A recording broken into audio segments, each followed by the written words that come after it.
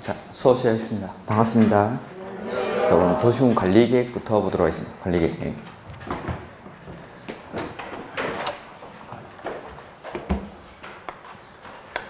국토의 계획 및 이용에 관한 법률에서 첫 번째 계획 중에 광역도시계획이랑 기본계획을 썼죠. 광역도시계획은 둘 이상의 시, 군에서의 장기적인 발전 방향을 제시하는 계획. 그 다음에 나오는 게 도시, 군 계획이죠. 도시군 계획은 관할에서 수립하는 계획이죠.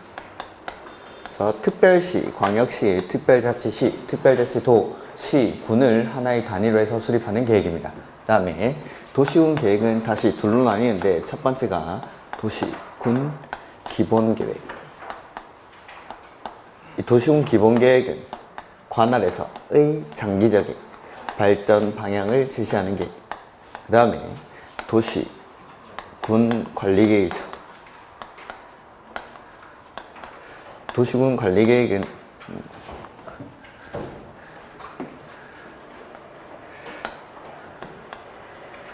관할에서 추상적인 기본계획을 구체화시키는 계획 해서 기본계획으로부터 지침을 받아서 계획을 구체화시키는 거죠. 그래서 구체화되는 내용이 나옵니다. 관리계획의 내용. 이 첫 번째가 용도, 지역, 그 다음에 지구, 그 다음에 두 번째는 용도, 구역, 이러한 것들을 지정하거나 변경하는 것에 관한 계획. 그 다음에 세 번째, 기반시설을 설치하고 정비하고 개량하는 것에 관한 계획. 그 다음에 네 번째, 개발사업이나 정비사업에 관한 계획. 그 다음에 다섯 번째는 지구 단위 계획구역. 여섯 번째는 입지 규제 최소 구역. 이러한 것들을 먼저 지정을 하고 여기에 맞는 계획을 수립하는 것. 지구 단위 계획구역에서는 지구 단위 계획을 수립하고 입지 규제 최소 구역에서는 입지 규제 최소 구역 계획을 수립을 하죠. 이러한 것들을 하는 일련의 절차가 바로 관리계획이겠죠. 그 다음에 도시군 광역도시계획을 어떻게 만들었습니까? 지정하고 수립하고 승인하고, 지정하고 수립하고 승인하고. 지정하는 경우의 수가 두 가지. 관할이 같거나 관할이 다르거나. 관할이 같을 때는 누가 지정하죠? 도지사가. 같은 도 안에서는 도지사가 지정하고 둘 이상의 시도에 걸쳐 있을 때는 국장이 지정합니다. 국장이. 그 다음에 지정을 해주면 계획 수립은 누가 합니까? 공동으로 같이 합니다. 같이. 공동. 이게 잘 안 외워지죠? 공동이. 같이. 그래서 공동만 기억하라고 한 거예요. 공동으로. 같이. 둘 이상이니까. 둘 이상이니까. 그래서 관할이 같을 때 같은 도 안에서는 도 밑에 있는 시나 군이 공동으로. 시나 군이. 그 다음에 둘 이상의 시도에 걸쳐 있을 때는 시, 도가 공동으로 수립합니다. 이렇게. 이 사람들이 지정을 해주고 나면 3년 내에 승인 신청을 해야 되는데 안 할 때는 이제 지정권자 가는 거죠. 그래서 나머지 권한자들은 싹 다 지정권자. 관할이 같을 때는 도지사, 관할이 다를 때는 국장이. 특이했던 게 필요하거나 요청하는 경우에는 수립권자랑 승인권자가 계획을 같이 만드는 경우가 있긴 있습니다. 이렇게. 그 다음에 기본계획은 어떻게 만들죠? 기본계획은 지정할 필요가 없으니까 그냥 수립하고 승인하고, 수립하고 승인하고. 그 다음에 관할에서의 장기 발전 방향을 제시하는 계획이니까 수립은 누가 하죠? 특, 광, 시, 군이 수립합니다. 특, 광, 시, 군이. 그 다음에 특별시장, 광역시장, 시장, 특별시장, 광역시장, 특별자치시장, 특별자치도지사가 수립한 기본계획은 어떻게 합니까? 스스로 확정. 그 다음에 시나 군이 만든 기본계획은 도지사한테 승인을 받죠. 이렇게. 그 다음에 관리계획. 관리계획. 광역도시계획이나 기본계획은 수립이랑 승인이란 말을 쓰는데 관리계획은 입안하고 결정 고시하죠. 입안하고 결정 고시. 이렇게 입안하고 결정 고시. 그래서 용어를 조금 달리 쓴다는 거. 이렇게. 그래서 오늘 페이지가 요약서는 177페이지 보시면 되겠죠. 177페이지. 글자들이 많이 이렇게 요약이 돼 있는데 우리 학원에는 클럽 다니시는 분은 안 계시겠죠? 다들 입구 컷 당할 나이인데 입구에서 다 튕기겠죠. 근데 이번 사태를 해서 이태원 클럽에 대해서 여러 가지 사실들을 알게 됐죠. 이게 서울 사람만 가는 게 아니라 전국에서 가더라고요. 전국에서. 아니 제주도에서 왜 오는 거야? 정말 신기하던데.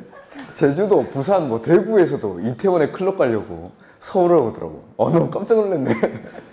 제가 클럽을 딱 한 번 가봤는데 10년 전에 저 이태원 클럽 가봤습니다. 그때 누가 간다. 그때 한창 이렇게 클럽이 되게 유행할 때 누가 클럽에 간다는 겁니다. 나도 너무 궁금해가지고 저도 제발 데리고 가달라고. 딱 1시간 반 있다가 나왔는데 너무 시끄럽던데 거기. 그리고 그 클럽도 이번 뉴스 보니까 한 번만 가는 게 아니라 밤새도록 1차, 2차, 3차를 가더라고. 한 번 갔다가 또 다른 또 클럽 갔다가 제가 술은 1차, 2차, 3차를 먹어봤어도 클럽을 그렇게 가는 줄 몰랐는데 그런데 왜 가는지 모르겠네. 자, 아무튼 177페이지 이 밤에 결정이 되셨는데 요 관리계획도 광역도시계획이나 기본계획이랑 똑같이 만들죠. 그래서 입안하기 전에 맨 처음에 뭐합니까? 입안하기 전에 기초조사, 그 다음에 의견 듣죠. 의견 몇 번 듣습니까? 2번. 한 번은 주민한테, 한 번은 의회한테 이렇게 의견을 듣죠. 이렇게 기초조사하고 의견 듣고, 그 다음에 기초조사하고 의견 듣고 해가지고 입안을 하고 나면은 그 다음에 결정권자한테 보내주고, 결정권자는 협의하고 심의하고 이렇게 결정을 하게 되죠. 자, 기초조사하고 의견 듣고 협의하고 심의하고 이런 절차들은 기본적으로 원칙은 거쳐야 한다라는 겁니다. 원칙은 그러니까 할 수 있다가 아니라 하여야 한다. 이렇게. 그 다음에 기초조사의 내용에 포함되어야 되는 게 3가지가 있죠. 토지, 적성평가, 취약성 분석, 환경성 검토까지. 기본계획에서는 환경성 검토는 빼고 토지 적성평가랑 취약성 분석까지만 포함이 되는데 여기서는 환경성 검토까지 포함을 해야 됩니다. 그 다음에 추가적으로 기초조사 생략사유가 있었죠. 여기 이제 우리 요약서에는 안 나오는데 오후가 아니지. 좀 이따 풀 문제에는 기초조사 생략사유가 아주 상세하게 적혀 있으니까 그 해설에서 제가 설명을 한번 드리도록 하겠습니다. 그 다음에 의견을 듣는데 광역도시계획이나 기본계획에서는 주민한테 의견 듣는 방법이 공청회. 광역도시계획이나 기본계획에서는 공청회라는 절차를 거쳐서 의견을 듣게 되는데 여기서는 열람을 시켜줘요. 열람을. 그래서 열람시켜주겠다라고 공고를 먼저 합니다. 공고를. 그 다음에 14일 이상 열람을 시켜주죠. 그 다음에 열람기간 안에 의견 있는 사람은 의견을 제시하고 이 의견에 대해서 답변 주는 기간이 60일 내에 결과를 통보합니다. 60일 내에 결과 통보. 그 다음에 뭐 의견을 받은 결과 그 의견이 되게 중요한 사항일 때 이럴 때는 다시 재공고 열람이라는 절차를 거칠 수도 있죠. 그 다음에 의회 의견을 듣는데 입안권자가 누구죠? 원칙? 입안권자 원칙이 특광시군. 관할에서 만드니까 특광시군이라서 의회도 역시 특광시군 의회 의견을 듣습니다. 그 다음에 자, 우리 기본계획에서 국가계획과 관련된 기본계획은 누가 수립을 하죠? 국장 다 손 드십시오. 언니! 기본계획은 수립권자에 예외가 없다라고 했죠. 예외가 없습니다. 기본계획은 예외 없이 특광시군이 수립하는데 요거 관리계획은 예외가 있죠. 예외가. 그래서 국장이 수립할 수도 있고 도지사가 수립할 수도 있죠. 국장이나 도지사. 그래서 국가계획과 관련돼 있을 때 이럴 때는 국장이 관리계획을 입안을 하고 그 다음에 2 이상의 시도에 걸쳐서 관리계획 결정이 필요할 때 이럴 때는 국장이 직접 입안할 수 있습니다. 그 다음에 3번째가 우리 책에 보면은 그 177페이지에 동그라미 2번에 입안권자들이 나오는데 거기 디귿에 국장이 하는 경우 해서 A는 국가계획과 관련했을 때, 그 다음에 두 번째, 둘 이상의 시도에 걸쳐서 관리계획 결정이 필요한 경우, 그 다음에 세 번째가 국장의 조정 요구에도 불구하고 그 기간 안에 조정을 안 되면은 그때는 국장이 직접 입안한다 라고 했었습니다. 이렇게. 그래서 관할에서 특, 광, 시, 군이 수립하는 기본계획이나 관리계획이 국가계획 같은 데 부합하지 않을 때는 국장이 먼저 조정 요구라는 걸 합니다. 그게 이제 국계법 138조인가 그런데 그 조정 요구 기간 안에 조정을 안 했을 때는 국장이 직접 관리계획을 입안할 수가 있습니다. 그 다음에 리을에 도지사가 입안하는 경우는 직접 수립하는 사업계획에 대해서는 관리계획을 도지사가 직접 입안할 수 있고, 둘 이상의 시, 군에 걸쳐서 관리계획 결정이 필요할 때는 도지사가 직접 입안을 할 수가 있죠. 이렇게. 그 다음에 특이했던 게 주민의 입안 제한이라는 거죠. 주민은 입안권자에게 입안을 제한할 수가 있죠. 입안 제한할 수 있는 게 네 가지죠. 네 가지. 제한사항, 니은에, 용, 산, 기, 지 해서 기반시설의 설치, 정비, 개량에 관한 사항, 그 다음에 지구단위 계획 구역의 지정 및 변경과 지구단위 계획의 수립 및 변경에 관한 사항, 그 다음에 개발 진행지구 중 공업 기능 또는 유통 물류 기능 등을 집중적으로 개발 정비하기 위한 개발진흥지구가 그 뒤에 나오는 산업유통개발진흥지구죠. 그러니까 산업유통개발진흥지구라는 말도 기억을 해야 되는데, 앞에 있는 거 개발진흥지구 중 공업기능 또는 유통물류기능을 집중적으로 개발 정비하기 위한 이런 것들, 이것도 좀 기억을 하십시오. 산업유통개발진흥지구로 안 나오고 앞에 걸로 나올 수도 있으니까. 그 다음에 지정된 용도지구 중 해당 용도지구에 따른 건축물이나 그 밖의 시설의 용도, 종류 및 규모 등의 제한을 지구 단위 계획으로 대체하기 위한 용도지구의 지정이나 변경, 이런 것들. 그 다음에 제한하기 위해서는 동의가 필요하죠. 기반시설은 얼마? 면적 5분의 4. 기반시설은 면적 5분의 4. 나머지 가로 안에 있죠. 그 뒤에 가로 안에 나머지 세 가지는 면적 3분의 2 이상의 동의를 받아서 제한을 합니다. 이렇게. 그 다음에 그 밑에 보면은 산업유통개발진흥지구의 제한시 동의 요건인데, 제한 요건인데, 1번. 지정 대상 지역의 면적은 얼마? 그 밑에. 음영 처리된 부분. 1만 제곱미터 이상 3만 제곱미터 미만. 이렇게. 산업유통개발진흥지구 지정 제한시 요건입니다. 그래서 면적은 1만 제곱미터 이상 3만 제곱미터 미만이어야 되고, 두 번째, 지정 대상 지역은 자연녹지, 계획관리, 생산관리 지역일 것. 그 다음에 그 중에서 계획관리 지역이 차지하는 비중은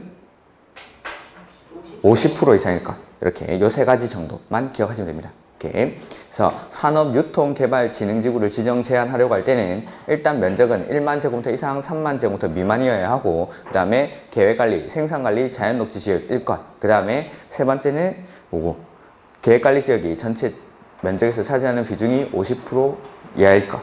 이상일 것. 이상일 것. 이 세 가지 좀 기억하시면 되죠. 다음 페이지. 그 다음에 제안을 받은 입안권자가 답변을 주는 기간은 며칠이죠? 45일. 45일 내에 결과를 통보해야죠. 부득이한 경우에는 30일을 범위해서 연장할 수 있다, 이런 것들. 그 다음에 주민이 입안 제안했을 때 입안권자는 그 제안에 필요한 비용의 전부 또는 일부를 어떻게 할 수 있습니까? 부담시킬 수 있다. 비용은 전부 또는 일부를 부담시킬 수 있다라는 거죠. 그래서 참고 두 번째 거에 나오죠. 입안권자는 제안자와 협의해서 제안된 관리계획 입안 및 결정에 필요한 비용의 전부 또는 일부를 제안자에게 부담시킬 수 있다. 부담 가능해놨는데 부담시킬 수 있다. 이런 거죠. 그 다음에 기초조사 이런 것도 돼 있고, 그 다음에 주민의 의견 청취는 여기 아까 설명드렸던 14일 이상 열람을 시켜주고, 열람 기간 안에 의견 제시하면은 그 의견에 대해서 답변 주는 기간이 60일. 그 다음에 니은의 예외에 보시면은 국방상, 국가안전보장상 기밀을 지켜야 할 필요가 있을 때는 의견을 청취를 생략할 수가 있고, 그 다음에 경미한 사항일 때도 의견 청취를 생략할 수가 있습니다. 그 다음에 여기 국장이나 도지사 이런 사람들은 자기 의회나 자기 주민이 없으니까 여기 특, 광, 시, 군에게 송부를 해주고, 이 사람들이 대신 의견 듣고 그 결과를 다시 알려주죠. 요걸 송부를 통한 의견 청취라고 불렸었죠. 이렇게. 그 다음에 지방의회 의견 청취인데, 지방의회는 특, 광, 시, 군이니까 의회는 특, 광, 시, 군, 의회 의견을 듣는 건 맞는데, 의회의 의견을 반드시 들어야 되는 게 세 가지가 있습니다. 첫 번째가 용도지역, 지구, 구역의 지정이나 변경. 용도지역, 지구, 구역의 지정이나 변경. 다음에 두 번째는 광역도시계획에 포함된 광역시설의 설치, 정비, 개량에 관한 사항. 그 다음에 일부 중요한 기반시설의 설치, 정비, 개량에 관한 사항. 요 세 가지는 의회의 의견을 반드시 들어야 됩니다. 그래서 요거를 그냥 용, 광, 중 요렇게 제가 쓰긴 했는데 1번이 요거 용도, 지역, 지구, 구역의 지정이나 변경 지정 이런 것들이 시험에는 제일 많이 나왔습니다. 용도, 지역을 지정하거나 변경하려면 지방의회의 의견을 들을 수 있다가 아니라 들어야 한다. 이런 것들. 오케이. 그 다음에 이렇게 입안하고 나면 이제 결정 신청을 하죠. 결정권자. 관리 결정권자는 원칙 누구죠? 시, 도, 대도시. 시, 도, 대도시. 오케이. 근데 예외적으로 국장이 관리계획을 결정하는 경우가 있죠. 첫 번째가 국장이 입안한 거. 국장이 입안한 거. 두 번째는 개발, 제한, 구역. 그 다음에 세 번째 시가와 조정구역이 어떨 때? 국가계획과 연계하여 시가와 조정구역의 지정이 필요한 경우에는 국장이 결정하죠. 그 다음에 수산자원보호구역은 해양수산부 장관이 결정합니다. 해양수산부 장관이. 그래서 결정 신청해 보시면은 결정 신청 입안권자가 결정권자한테 신청을 하고 그 팁에 국장만 결정하는 사항 해서 1번 국장이 입안한 관리계획, 그 다음에 두 번째는 개발제한구역, 그 다음에 시가와 조정구역이 국가계획과 연계된 경우 이렇게, 그 다음에 수산자원보호구역은 해양수산부 장관이 한다라고 돼 있죠. 그 CF 해가지고 부치 이런 거 볼 필요 없습니다. 예전에는 입지규제 최소구역을 국장만 결정하다가 지금은 결정권자가 결정한다라는 내용이 거기 써져 있는 겁니다. 그 다음에 이 결정권자가 결정하기 전에 협의랑 심의를 하는데 지방이 협의할 때는 지방이랑 국장이 협의할 심의할 때는 중앙이랑 한다라는 내용이 그 밑에 써져 있는 거죠. 그래서 국장이 결정할 때는 관계 중앙행정기관의 장이랑 협의하고 중앙도시계획위원회의 심의를 거치는데 시, 도, 대도시가 결정할 때는 관계 행정기관의 장이랑 협의하고 지방도시계획위원회의 심의를 거친다라는 내용. 그 다음에 여기 우리 노트에 요 책에는 안 나있는데 이 협의를 국장과 하는 경우가 있었습니다. 국장과 하는 경우 우리 노트에는 써놨습니다. 제가. 그래서 첫 번째는 국장이 입안해서 결정한 관리계획을 시도지사가 변경할 때 이럴 때는 협의를 국장과 합니다. 그 다음에 광역도시계획과 관련해서 시도지사가 결정하는 도시군 관리계획 이렇게. 그 다음에 세 번째가 개발 제한구역이 해제된 이후 최초로 결정되는 도시군 관리계획. 요 세 가지 다시 해보면은 국장이 입안해서 결정한 관리계획을 변경할 때 국장이 입안해서 결정한 거를 시도지사가 변경하니까 국장한테 물어보고 변경하라는 겁니다. 그 다음에 광역도시계획과 관련해서 도시계획과 관련해서 시도지사가 결정하는 거. 이렇게 시도지사가 입안한 도시군 관리계획. 광역도시계획과 관련해서 시도지사가 입안한 관리계획을 변경할 때는 국장한테 물어보고, 그 다음에 세 번째가 개발 제한 구역이 해제되고 해제 이후 최초로 결정되는 도시군 관리계획. 요 세 가지는 협의를 국장과 합니다. 국장과. 그 다음에 요 심의를 건축위원회랑 공동심의하는 경우는 우리 책에 나와 있죠. 보시면 그 맨 밑에 178페이지 CF 해가지고 지구 단위 계획 결정인 경우에는 지구 단위 계획 전부에 대해서 시도 건축위원회와 도시계획위원회가 공동심의한다라고 되어 있죠. 그래서 지구 단위 계획에 대해서 결정할 때 요거 시도지사가 결정할 때는 건축위원회랑 도시계획위원회가 공동심의랍니다. 공동심의 이런 것들. 그래서 뭐 이렇게 결정을 하고, 그 다음에 뭐 시장 군수가 예외적으로 결정하는 경우도 있었죠. 근데 여기 책에는 시장 군수가 결정하는 경우는 안 나와 있네. 지구 단위 계획에 대해서 시장 군수가 입안한 거는 시장 군수가 직접 결정합니다. 지구 단위 계획에 대해서 요거 관리계획 5번 요거 지구 단위 계획구역의 지정이나 지구 단위 계획에 관한 사항 요거 시장 군수가 입안하면 시장 군수가 직접 결정하죠. 그 다음에 기존의 용도 지구에서의 행위 제한 등을 지구 단위 계획으로 대체하기 위한 사항 이런 것들도 시장 군수가 직접 결정할 수가 있습니다. 시장 군수가 결정하는 거 두 가지가 있습니다. 그 다음에 뭐 결정하고 나면은 고시하고 이 결정 광역도시계획이나 기본계획은 승인하고 나면 바로 보내줬었는데 요거 관리계획은 결정하고 나면 결정권자가 고시를 하죠. 그 다음에 보내주면 입안권자는 열람만 시켜주면 돼요. 공고하고 열람이 아니라 입안권자가 이걸 받아가지고 공고하고 열람하는 게 아니라 열람만 시켜줍니다. 기간 제한은 따로 없습니다. 여기는 기간 제한이 따로 없고 이렇게. 그래서 결정하고 고시하고 나면 뭐 이렇게 고시하고 나서 입안권자한테 송부를 하고 그 다음에 관리계획이 결정되고 나면은 이제 지형 도면을 작성을 하죠. 지형 도면을 작성하고 나서 이 지형 도면을 승인받고 그 다음에 이 지형 도면을 고시를 합니다. 그러면은 고시한 날에 관리계획 결정의 효력이 발생하죠. 관리계획을 고시한 날이 아니라 요거 지형 도면을 고시한 날에 관리계획 결정의 효력이 발생합니다. 해서 결정 고시해서 그 179페이지 표로 되어 있는 부분에 원칙은 시, 도, 대도시 시장이 결정하는데 예외적으로 국장이 하고 효력 발생 시기는 지형 도면 고시 후 효력 발생. 이렇게 쓰면 안 되고 지형 도면을 고시한 날에 효력이 발생하죠. 지형 도면을 고시한 날이라고 하는 게 훨씬 낫습니다. 고시 후 효력 발생 이런 말은 없습니다. 지형 도면을 고시한 날에. 이렇게. 그래서 이렇게 이제 하고 그 다음에 기득권 보호가 그 밑에 먼저 나와 있는데 자. 관리계획이 결정이 되죠. 관리계획 결정 당시 이미 사업이나 공사에 착수한 사람, 이 사업 공사 계속하려면 어떻게 해야 됩니까? 그냥, 원칙은 그냥 하죠. 관리계획 결정과 관계없이 그냥 할 수 있는데 예외적으로 이 관리계획 결정의 내용이 시가화 조정구역이나 수산자원 보호구역 지정에 관한 내용일 때는 신고해야 되죠. 얼마 안에? 3개월 내에 신고하고 3개월 내에 신고하고 이렇게 요게 관리계획에서의 기득권 보호. 그 다음에 우리 요약서에 그 밑에 다른 것도 있으니까 같이 설명드리겠습니다. 자, 이게 관리계획 결정이 아니라 도시개발구역이나 정비구역 지정입니다.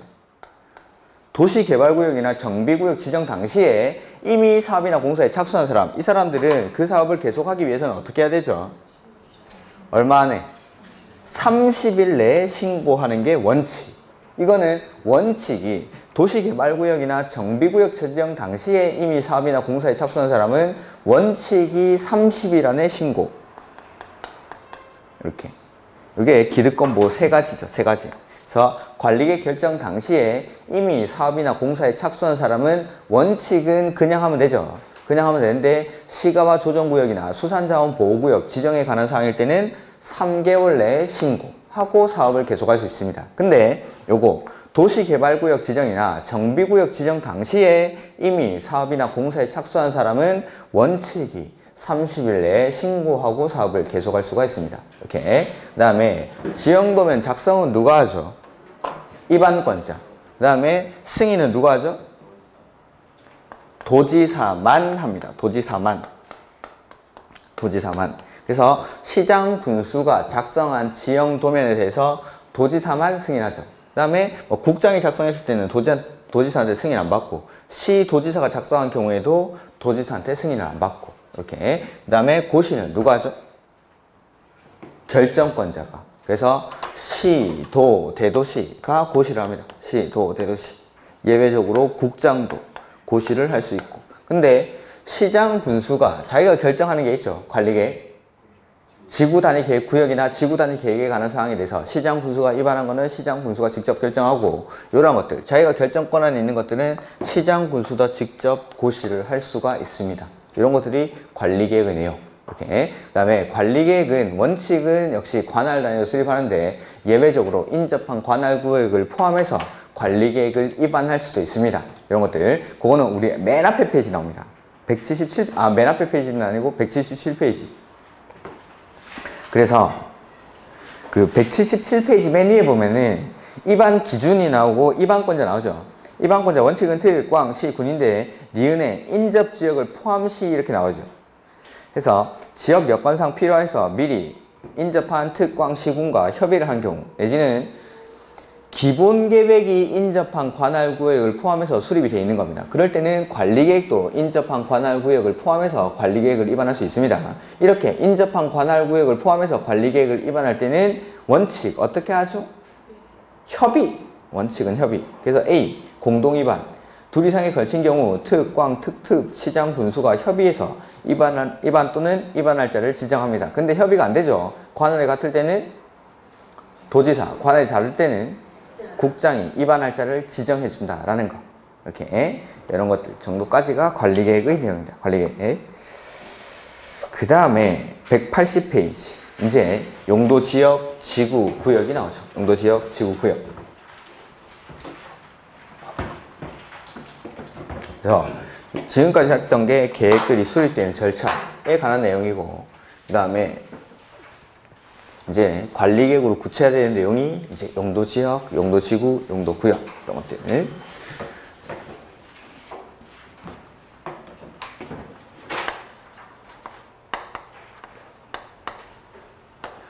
용도, 지역인데 용도, 지역은 이렇게 해서 지역, 지구, 구역 중에 지역이 가장 넓은 개념이니까 지역은 관할, 토지의 전부입니까? 일부입니까? 전부에 대해서 원칙, 용도, 지역을 지정을 해야 되죠. 그래서 광명시, 서울시, 토지의 전부에는 원칙적으로 용도, 지역은 지정이 되어 있어야 합니다.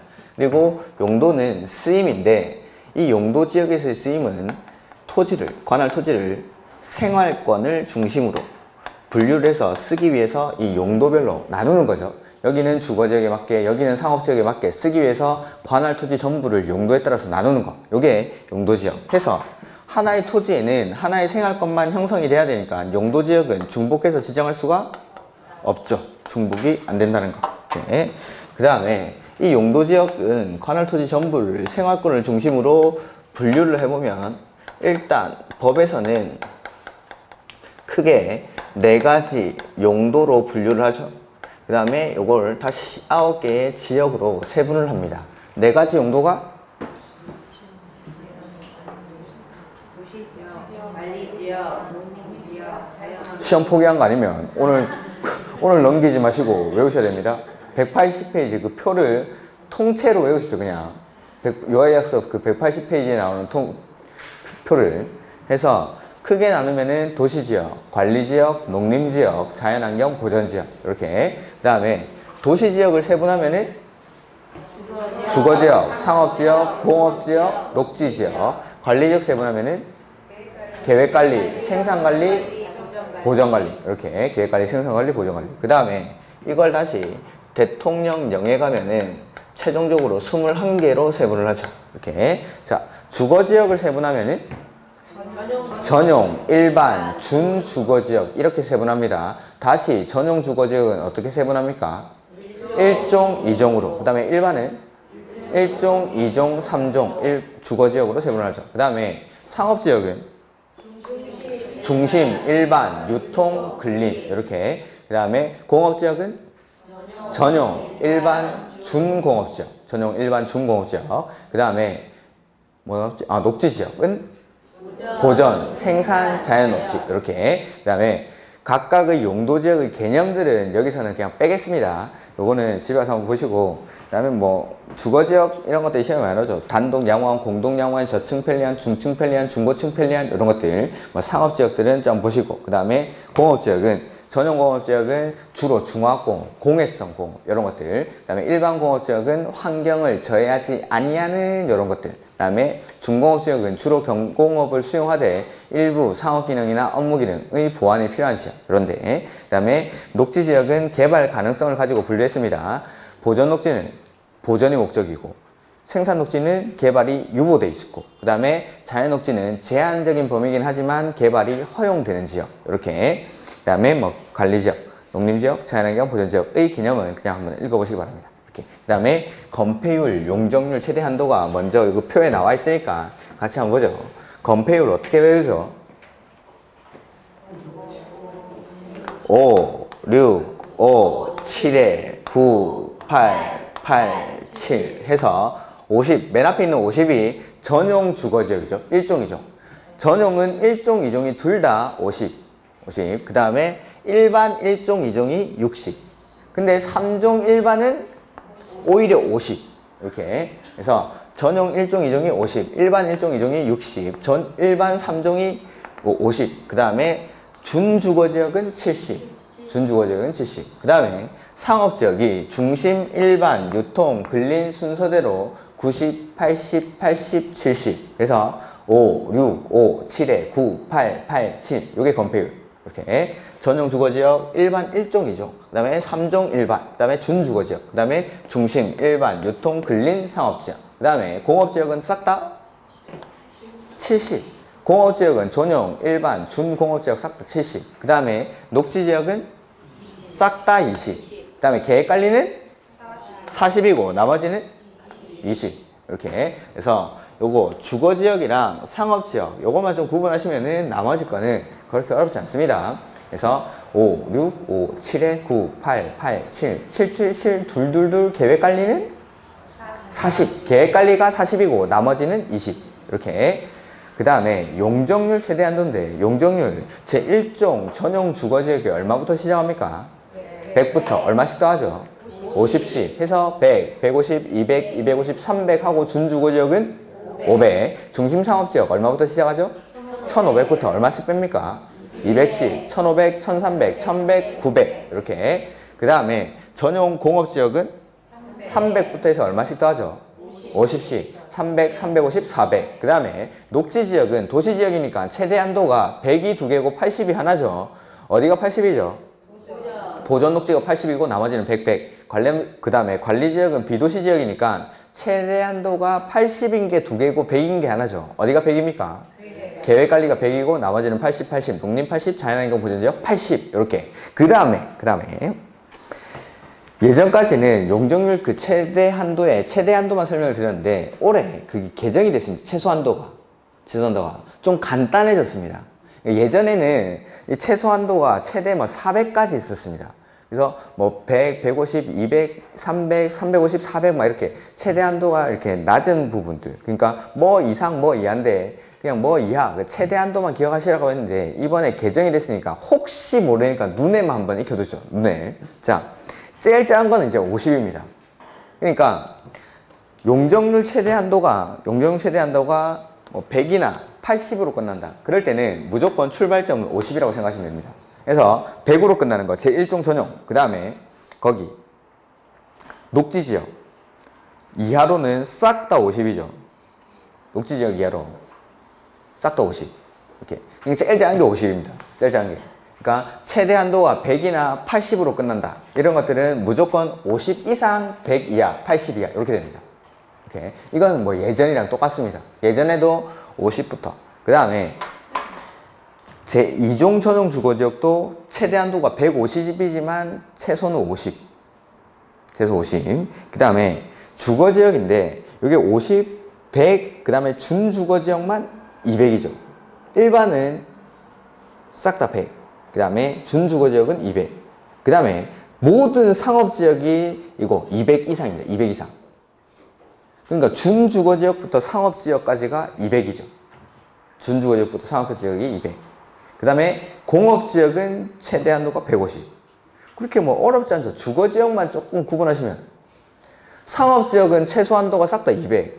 공업지역은 최소 한도가 싹 다 150. 이게 예전보다 엄청나게 간단해진 겁니다. 예전에는 중심상업지역은 400이 최대 한도고 일반 상업지역은 350이고 유통상업지역은 300이고 이렇게 막 나눠져 있었는데 이걸 되게 간소하게 만든 겁니다.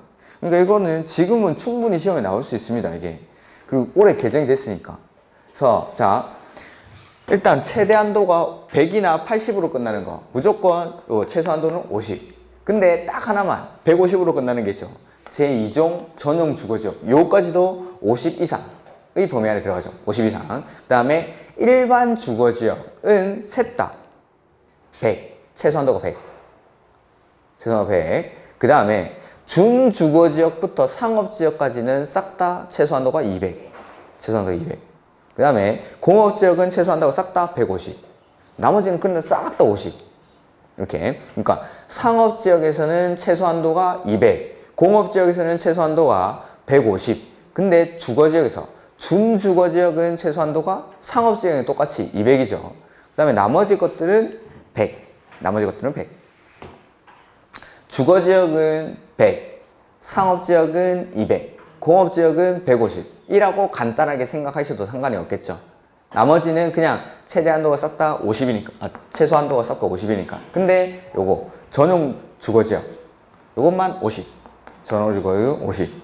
이렇게. 그래서 요거는 되게 간단해졌으니까 충분히 지금은 이제 시험에 나올 수 있습니다.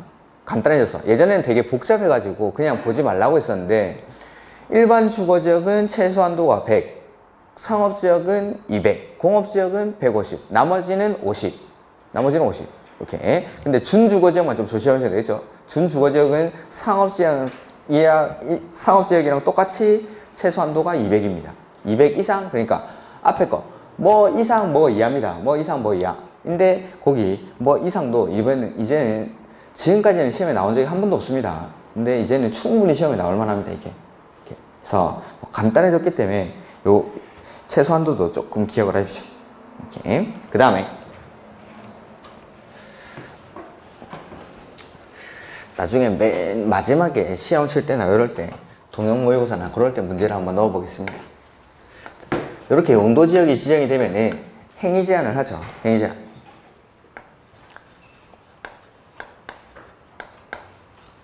그 행위 제한 세 가지가, 첫 번째는 건축 제한, 그 다음에 나머지 행위 제한들이 방금 했던 건폐율이랑 세 번째 용적률 이런 것들. 이렇게. 자, 건축 제한 원칙 어디서 규정하죠?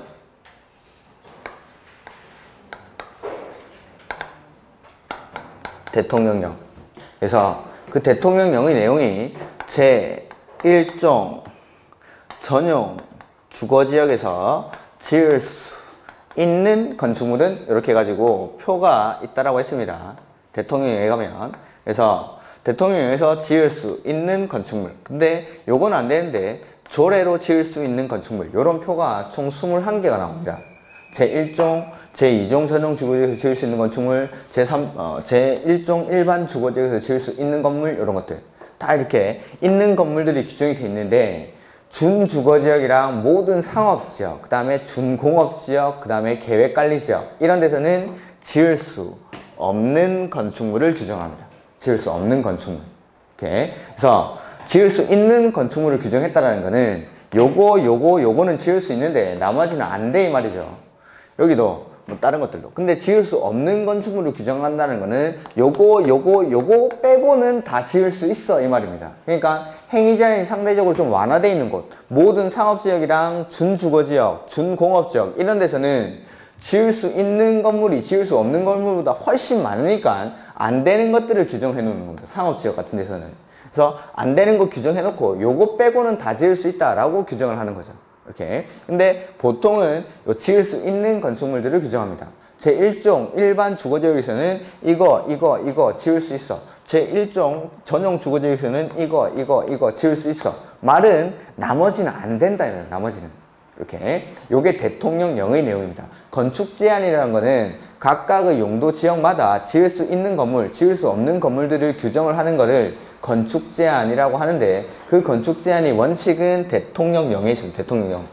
대통령령에. 근데 예외적으로 대통령령으로 하지 않는 게 있습니다. 거기 아마 나올 것 같은데. 그래서 뭐 좀 읽어보면은, 지정된 용도지역에서의 건축물이나 그 밖의 시설의 용도, 종류 및 규모 등의 제한에 관한 사항은 원칙은 어디서? 대통령령에서. 대통령. 그 대통령령의 내용이 요겁니다. 요거. 각각의 용도 지역에서 지을 수 있는 건물, 지을 수 없는 건물들을 규정을 합니다. 그 다음에 지정된 용도 지구에서의 건축물이나 그 밖의 시설의 용도, 종류 및 규모 등의 제한에 관한 사항은 이 법 또는 다른 법률에 특별한 규정이 있는 경우 외에는 대통령령으로 정하는 기준에 따라 조례로 정할 수 있다. 뭐 이런 것들을 참고로 보시고, 그 다음에 건축물이나 그 밖의 시설의 용도, 종류 및 규모 등의 제한은 해당 용도 지역과 용도 지구의 지정 목적에 적합하여야 한다. 그 다음에 건축물이나 그 밖의 시설의 용도, 종류 및 규모 등을 변경하는 경우에는 변경 후의 건축물이 그 밖의 시설의 용도, 종류 및 규모 등은 위 1, 2에 맞아야 한다. 그러니까 용도를 변경했을 때에도 그 각 해당 용도 지역의 건축 제한에 맞게끔 용도를 변경하라 이 말입니다. 이렇게. 그 다음에 용도 지역 안에서의 건축물 그 밖의 시설의 용도, 종류 및 규모 등의 제한에 관한 사항은 국계법 시행령 별표 2에서 21이다. 22다. 21개의 표가 있다. 이렇게 생긴 표가 21개가 있는 겁니다. 이렇게 생긴 표가. 건축 제한을 적용함에 있어 부속 건축물에 대해서는 주된 건축물의 건축 제한에 의한다. 이렇게. 그 다음에 최근 시험에 출제된 사항인데 주택을 절대 못 짓는 데가 두 군데 있다고 그랬죠? 어디? 전용 공업지역이랑 유통상업지역. 여기는 어떠한 형태의 주택도 허용하지 않죠. 전용 공업지역이랑 유통상업지역. 그 다음에 연립 다세대 이런 것들은 그냥 참고로 보시고 유통상업지역, 전용 공업지역 일단 주택 안 되니까 안 되고 그 다음에 일반 공업지역 안 되고 그 다음에 보전녹지, 보전관리, 농림, 자연환경 보전지역. 근데 아파트 건축이 금지되는 지역 요게 그나마 시험에 많이 나온 거죠. 그래서 일단 전용 유통상업지역이랑 전용 공업지역 안 되고 그 다음에 일반 공업지역은 따로 좀 기억하시라고 했죠. 일반 공업지역은 따로 표시. 그 다음에 녹관농자는 안 됩니다. 녹관농자. 그러니까 연립이나 다세대가 안 되는 곳은 보전녹지, 보전관리만 안 됐죠. 보전녹지랑 보전관리. 그 다음에 농림, 자연환경 보전지역인데 아파트는 그냥 모든 녹지지역, 모든 관리지역 다 안 됩니다. 녹관농자. 그 다음에 일자 들어가는 거 안 되죠. 일종 전용, 일종 일반은 아파트를 지을 수가 없죠. 이런 것들. 그 다음에 일종 근생은 모든 지역에서 허용을 합니다. 모든 용도 지역에서. 그 다음에 위락시설은 상업지역에서만 지을 수가 있습니다. 이렇게. 요게 대통령령에 나오는 건축 제한에 관한 사항. 근데 대통령령에서 안 하는 게 있죠. 첫 번째, 농공단지에는 행위 제한을 어디서 합니까? 그 페이지 맨 밑에. 산업, 입지 및 개발에 관한 법률. 농공단지는 용도지역이 어디든지 간에 용도지역이 지정이 되면은 요거는 행위 제한을 산업, 입지 및 개발에 관한 법률에서 하죠. 산업, 입지 및 개발에 관한 법률. 그 다음에 농림지역에 연결되는 거 3가지, 자연환경 보전지역에 연결되는 게 5가지 있었죠. 기억이 나시려나? 농림지역 중, 농지법, 농업진흥지역, 보전산지, 초지는 각각 요거 농지법, 산지관리법, 초지법에서 행위 제한을 합니다. 제가 우리 책에 보면은 기본서에 보면은 표가 있을 거고 뭐 첫 번째 농공단지는 산업 입지 및 개발에 관한 법률에서 한다라고 돼 있고 그 다음에 농림지역 중 이렇게 돼 있고 그 다음에 그 밑에 깔에 자연환경 보전지역 중 이렇게 돼 있습니다. 그래서 제가 여기 뒤에 거는 됐으니까 앞에 거 요것만 표시를 하라고 했습니다. 요것만. 그래서 농림지역에 연결되는 게 3가지가 있고 자연환경 보전지역에 연결되는 게 5가지가 있습니다.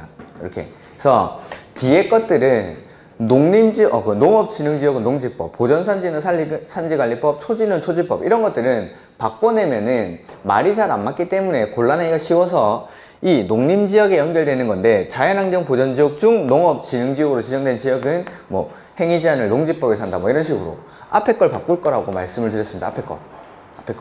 그래서 이런 것들 농림지역에 연결되는 거, 자연환경 보전지역에 연결되는 거 이런 것들을 좀 기억을 하십시오. 그래서 농림지역에서는 농업진흥지역, 보전산지, 초지의 경우에는 각각 농지법, 산지관리법, 초지법에서 그 다음에 자연환경 보전지역 안에 공원구역, 상수원 보호구역, 지정문화재 내지는 천연기념물과 그 보호구역, 그 다음에 해양보호구역, 수산자원 보호구역에서는 각각 개별 법률에서 행위 제한을 합니다. 건축 제한을 원칙 대통령령에서 해야 되는데 이러한 곳에서는 대통령령으로 하지 않고 개별 법률에서 행위 제한을, 건축 제한을 하겠다라는 내용이죠. 이렇게.